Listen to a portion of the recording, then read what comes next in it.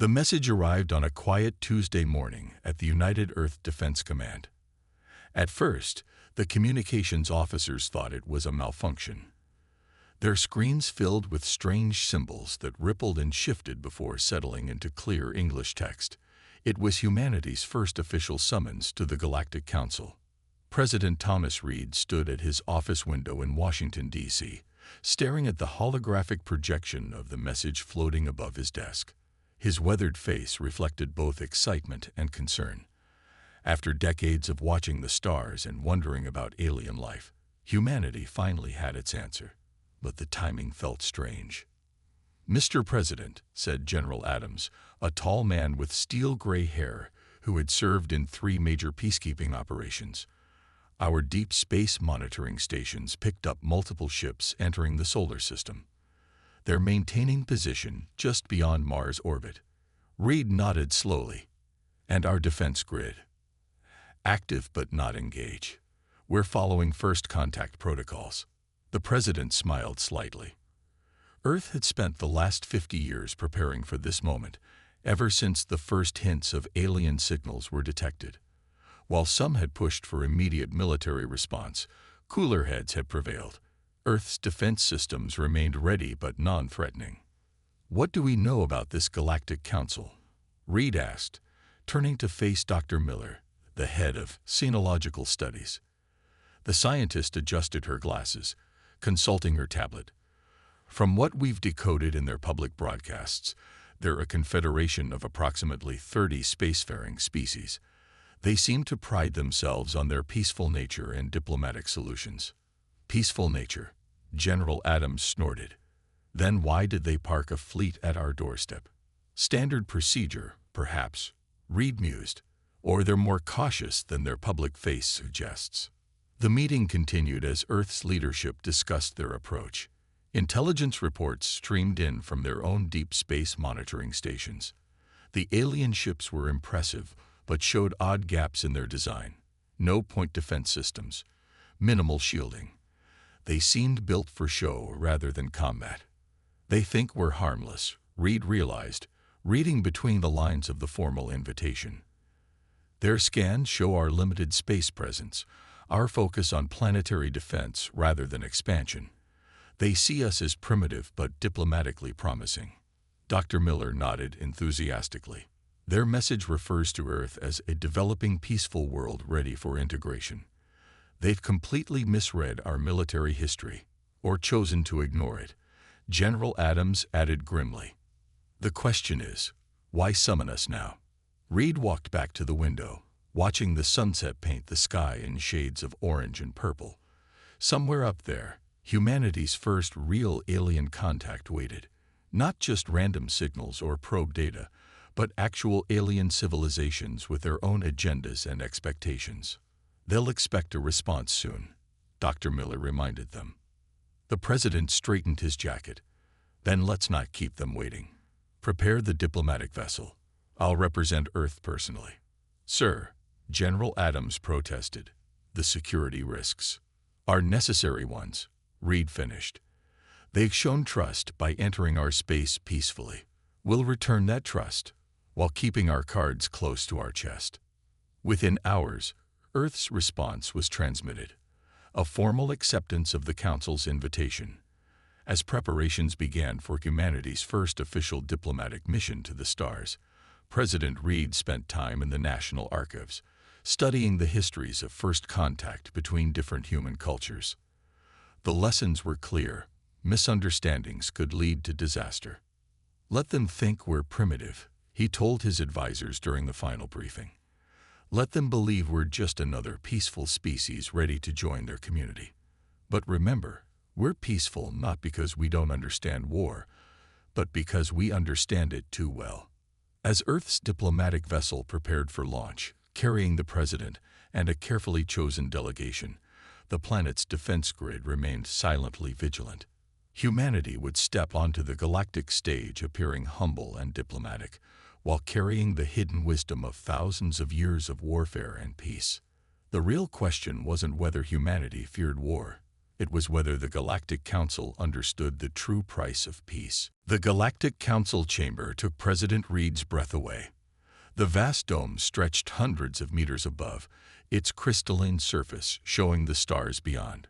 Representatives from 30 different species sat in rising tiers, their forms ranging from nearly human to utterly alien. The air hummed with translator devices working to bridge the gap between countless languages. "Welcome, Earth Representative," announced the council speaker, a tall being with silvery skin who sat at the center of the chamber. "We are pleased to welcome humanity to this historic session." Reed stepped forward to the speaker's platform, noting how the various alien species watched him. Some showed obvious curiosity, others seemed almost bored, but a few showed something closer to concern. "Thank you for your welcome," Reed began, but the speaker raised a hand to stop him. "Before formal greetings, we must address a matter of grave concern." The speaker's voice carried a new edge. "Our preliminary studies of your world have revealed disturbing patterns." Holographic images appeared in the center of the chamber. Earth's military bases, naval fleets, air forces, images of tanks rolling through training exercises, soldiers marching, and missile silos. "Your species maintains military forces far beyond any reasonable defensive need," declared a purple-skinned representative from the upper tier. "Our analysis suggests you spend nearly 4% of your global resources on weapons and armed forces." Murmurs of shock rippled through the chamber. Reed kept his face neutral, though inside he was beginning to understand. The council wasn't just naive. They were willfully blind. "Furthermore," continued another representative, this one floating in a containment field of shimmering gas, "our historical analysis shows your species has engaged in continuous warfare throughout your recorded history. You've split the atom not for power, but for weapons. You've reached space not for exploration, but through military competition." The accusations continued, each representative adding their voice to the growing chorus of concern. They displayed images from human history, world wars, regional conflicts, civil unrest. Each example was presented as evidence of humanity's violent nature. Reed waited patiently, observing how the council members reacted to each image.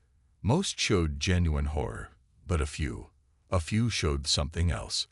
Was that fear in their eyes, or calculation? "Earth Representative," the speaker finally addressed him again.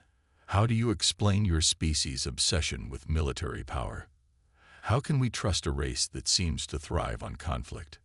President Reed stepped forward, his footsteps echoing in the now silent chamber. He looked up at the assembled aliens, noting how they leaned forward, expecting either denials or excuses. "Honorable Speaker, esteemed council members," he began, his voice steady. "Before I address these accusations, I have a question of my own. In the 1,000 years since this council's formation, how many member worlds have fallen to outside attacks?" The question seemed to catch them off guard. The speaker blinked his large eyes. "Fallen? None, of course. We are a peaceful confederation. And how many non-member worlds have been lost during this same period?" An uncomfortable silence fell over the chamber. Reed noticed several representatives shifting in their seats, while others exchanged worried glances. That information is not relevant to these proceedings," the speaker declared, but his voice had lost some of its certainty. "With respect," Reed continued, "it is entirely relevant. You've shown images of our military forces, our conflicts, our preparations for war, but you haven't asked why we maintain them. You haven't wondered what we fear." He paused, letting his words sink in. "You call us violent because we prepare for war. We call ourselves peaceful because we understand its cost. And before this session continues, I think it's time we discuss the difference." The chamber erupted in voices, some demanding he be silenced, others calling for him to continue. But Reed stood calmly at the center of the storm, knowing the real battle was just beginning. Not a battle of weapons, but of understanding. The council chamber's initial chaos settled into a tense silence. President Reed remained at the speaking platform, watching as the speaker consulted quietly with other council members. The stars visible through the crystal dome had shifted, suggesting hours had passed since the session began. Earth representative, the speaker finally said, "You make bold implications. Our records show that every advanced species naturally evolves beyond warfare. We abandoned such primitive instincts millennia ago." Reed nodded slowly. "And when was the last time the Council faced a real threat? Not a trade dispute or a diplomatic crisis, but a genuine threat to your existence." A new voice spoke up, one of the smaller council members, barely a meter tall, with features that reminded Reed of Earth's otters. "We faced the Great Swarm 50 years ago," it said proudly. "They threatened to consume 3 worlds. And how did you stop them?" Reed asked. The small alien's pride faltered. We negotiated, offered them alternative feeding grounds in uninhabited systems." "You didn't stop them," Reed corrected gently. "You redirected them. Tell me, what happened to those uninhabited systems?" The chamber grew uncomfortably quiet again. Reed pressed on, his voice carrying to every corner of the vast space. "On Earth, we have a saying. Those who cannot remember the past are condemned to repeat it. You've shown this council our weapons, our armies, our conflicts. Now let me show you something of our history." He activated his own holographic projector. The chamber filled with images, not of wars this time, but of their aftermath. Peace treaties, humanitarian aid, former enemies working together to rebuild. "Humanity doesn't maintain armies because we love war," Reed explained. "We maintain them because we remember. We remember every life lost, every city rebuilt, every lesson learned the hard way. We remember that peace isn't just the absence of conflict. It's the presence of justice and strength to maintain it." A tall crystalline being rose from the middle tier. "But surely your species has evolved beyond such paranoia. Our scans show you've achieved remarkable social progress." "We've achieved that progress precisely because we remain vigilant," Reed countered. "Every defense treaty, every military alliance, every peacekeeping force, they exist because we understand that peace must be protected." He brought up new images: Earth's combined disaster response forces, international rescue operations, joint military exercises that doubled as humanitarian missions. "You see our weapons and assume we seek war.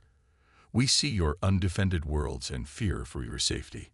Tell me, honored council members, in all your peaceful history, how many civilizations have you watched fall because they couldn't defend themselves?" The speaker's silvery skin seemed to pale slightly. "That information is sealed by council order." "Because the number is too high?" Reed asked quietly. "Because it's easier to pretend those civilizations never existed than to face your failure to protect them." Angry mutters filled the chamber, but Reed noticed something else now. Fear, not of humanity, but of the truth he was forcing them to face. "Mr. President," the speaker said, using Reed's proper title for the first time, "you walk a dangerous line. The Council's policies are not subject to debate by potential members."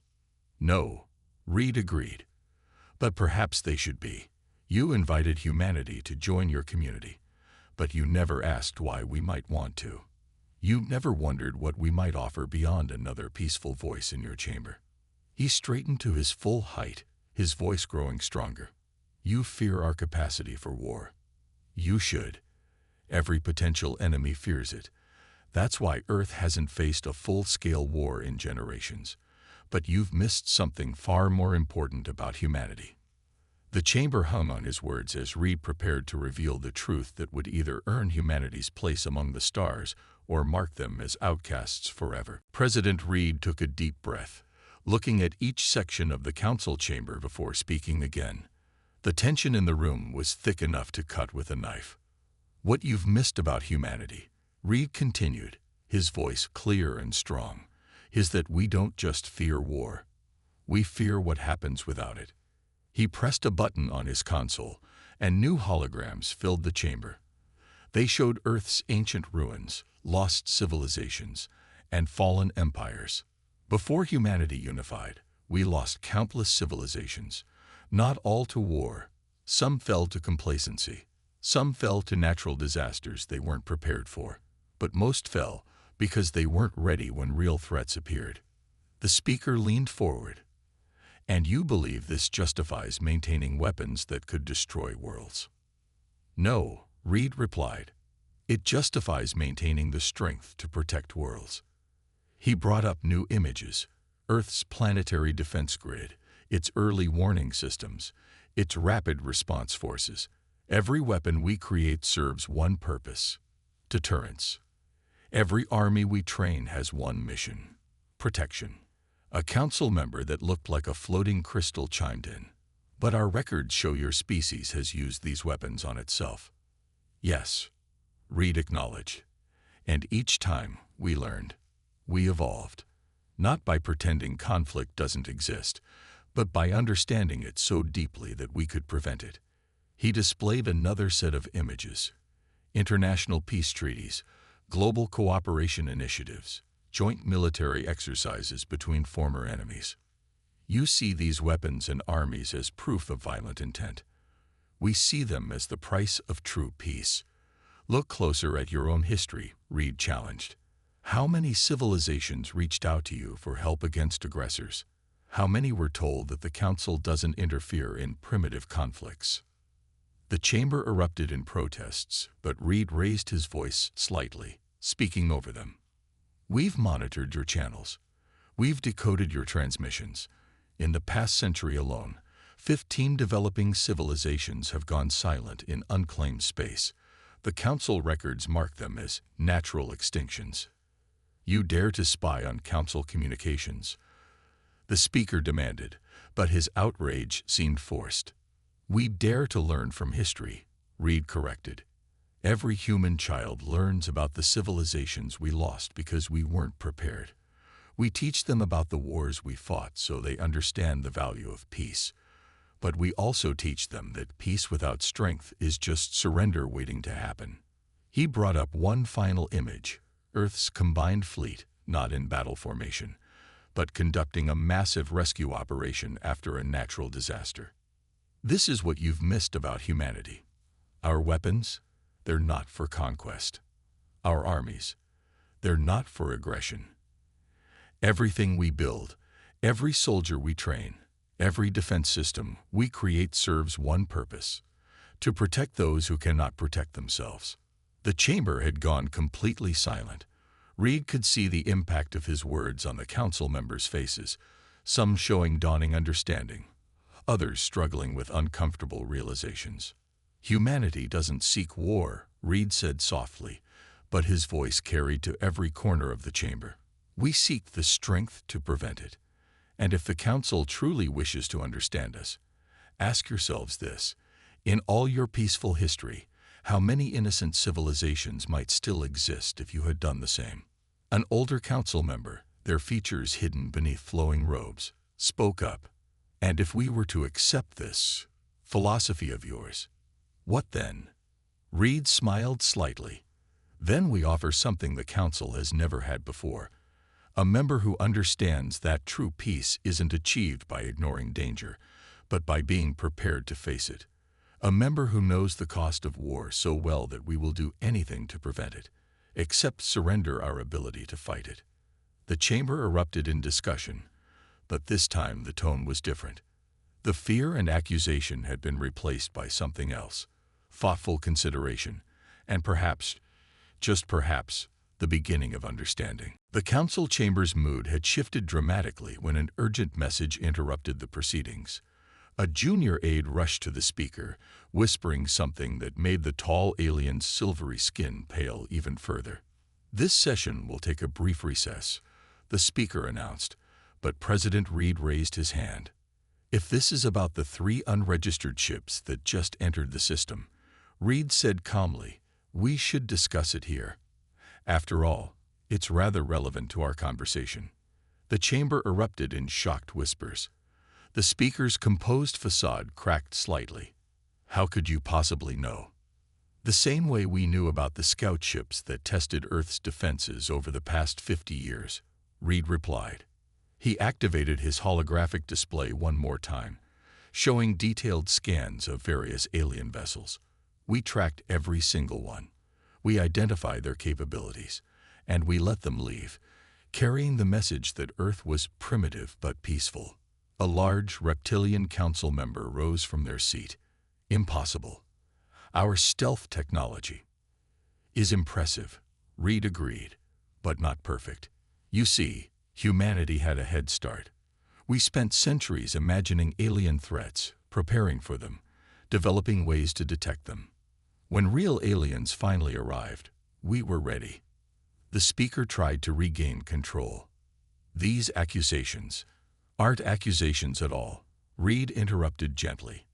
They're facts. Just like the fact that 3 unregistered warships are currently approaching the Council station. Ships that, according to your own records, don't exist. The chamber descended into chaos as Council members demanded explanations. Reed waited patiently until the speaker restored order. These ships, the speaker said carefully, if they exist, are not Council-authorized vessels. No, Reed agreed. They belong to the same group that's been raiding primitive worlds for the past century. The same group that some Council members have been quietly ignoring in exchange for a share of the spoils. The accusation hung in the air like a thundercloud. Several Council members quickly left their seats, while others began shouting denials. We have proof, Reed continued, his voice cutting through the noise. Every scout ship we tracked, every transmission we intercepted, every raid we monitored, all documented.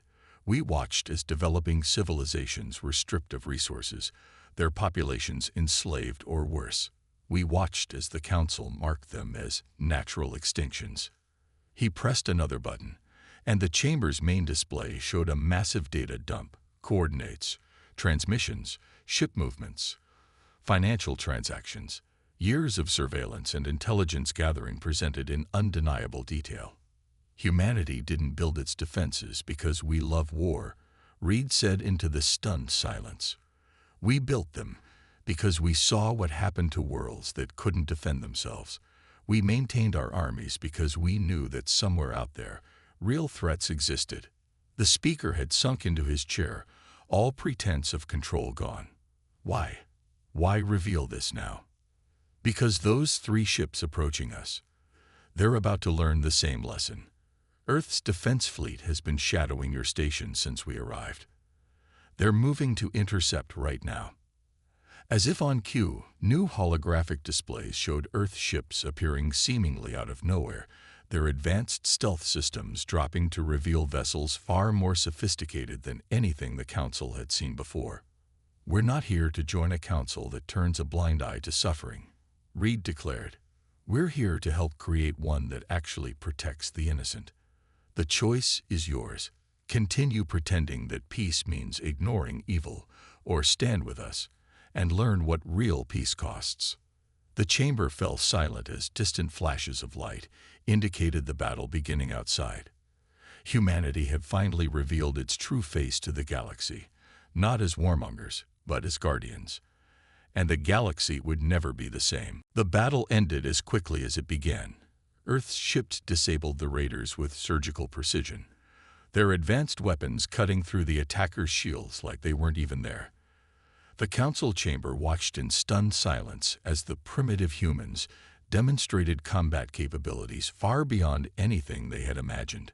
3 hostile ships captured, crews detained, 0 casualties, reported General Adams through the chamber's communication system. We're downloading their navigation data now. President Reed, you'll want to see this. The data appeared on the chamber's main display.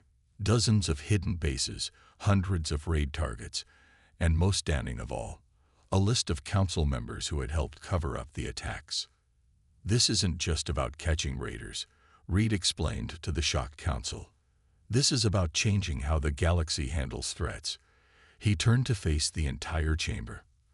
For too long, you've hidden from violence instead of preventing it. That ends today. A Council member from the upper tier, one who hadn't been implicated in the corruption, stood up. How? They asked simply. How do we change millennia of tradition? Reed smiled. By learning. The same way humanity learned. He brought up new images, Earth's military academies, peacekeeping forces, and defense training programs. We're offering to share our knowledge, not to create warriors, but to train guardians.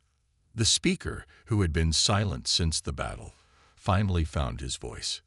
You would teach us how to fight. We would teach you how to protect, Reed corrected. There's a difference.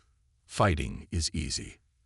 Protection, true protection, requires wisdom, restraint, and the strength to stand between the innocent and those who would harm them.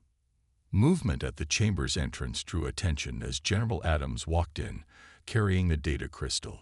He handed it to Reed and took a position behind him.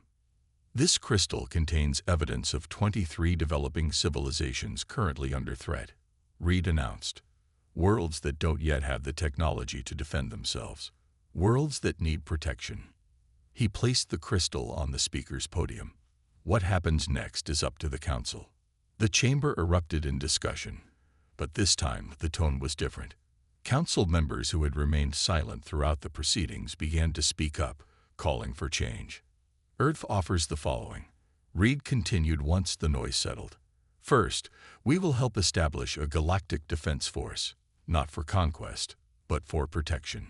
Second, we will share our defensive technologies with trustworthy council members. Third, we will train your people in the art of peacekeeping. And in return, the speaker asked cautiously, in return, the council acknowledges its past failures and commits to real change. No more ignored attacks. No more abandoned civilizations. No more pretending that peace will protect itself. One by one, council members began to stand. Not all. Some left the chamber in protest or shame. But enough. More than enough. There will be resistance, the speaker warned. Many will say this goes against everything the council stands for. No, Reed replied firmly. This is everything the council should have stood for from the beginning. Peace isn't the absence of violence. It's the presence of justice. And justice needs guardians. The remaining council members voted overwhelmingly to accept Earth's proposal. Within hours, the first teams of human trainers were arriving at the station, ready to begin sharing their knowledge. As Reed watched the council members interacting with the human instructors, asking questions and showing genuine interest, he felt hope for the galaxy's future. Humanity hadn't come to join a peaceful community. They had come to help create one that could actually maintain that peace. It's a new era, General Adams observed quietly. Reed nodded. Yes, it is. An era where peace isn't just a dream. It's a promise we're strong enough to keep. 1 year after humanity's dramatic revelation to the Galactic Council, the chamber looked very different. Where once there had been only discussion pods and ceremonial displays, now there were training areas and tactical displays. Council members who had once prided themselves on their distance from conflict now worked alongside human instructors, learning the complex art of maintaining peace. President Reed stood at the same podium where he had first challenged the council's beliefs. But today, he was here to witness something unprecedented. The first class of the Galactic Defense Force is ready for deployment, announced Admiral Jones, formerly of Earth's Space Fleet, now the head trainer for the new combined forces. 27 species working together, trained in everything from conflict resolution to combat operations. The chamber's displays showed the graduating class, a mix of beings from across the galaxy, all wearing the new silver and blue uniforms of the GDF. They had spent months learning not just tactics and technology, but the philosophy behind them. Tell us, Earth Captain, one of the newer council members asked, how have they performed? Admiral Jones smiled. Better than we could have hoped. Each species brings unique strengths to the force. Some excel at diplomatic solutions, others at tactical planning. Together, they're stronger than any single species could be. The displays shifted to show the results of their first operations. 3 developing civilizations saved from raiders. 5 diplomatic crises resolved before they could turn violent. 2 natural disasters where the GDF's rapid response had saved millions of lives. But most importantly, Reed added, not a single shot was fired in anger. Every graduate understands that our strength exists to prevent violence, not cause it. The speaker, who had remained in office after proving he wasn't involved in the previous corruption, stood up. When humanity first revealed our shortcomings, many feared you would use your power to dominate the council. Instead, you've taught us to protect ourselves and others. Because that was always our goal, Reed explained. Earth doesn't want to be the galaxy's sole protector. We want to be part of a community that protects itself and others. The chamber's mood was light as they watched recordings from training sessions. Former council members who had once fainted at the thought of conflict now confidently handled defense systems and practiced emergency responses. Species that had hidden from violence for millennia now stood ready to prevent it. The galaxy is changing, the speaker observed. Already, 3 races that had rejected council membership have applied to join, citing our new protective capabilities. Reed nodded. And the raiders? Since word spread about the new defense force, attacks have dropped by 80%. Admiral Jones reported. Turns out most bullies aren't interested in targets that can fight back. The chamber's displays showed the latest initiative, a network of early warning systems being installed around developing worlds. No longer would young civilizations face threats alone. No longer would the council ignore their struggles. Your speech from that first day is now required study in our diplomatic academy, the speaker told Reed, particularly the part about understanding war to prevent it. We were so proud of evolving past violence that we forgot why we wanted to evolve past it in the first place. Reed smiled. The goal was never to make the galaxy more violent. It was to make it truly peaceful, not through weakness or ignorance, but through strength and wisdom.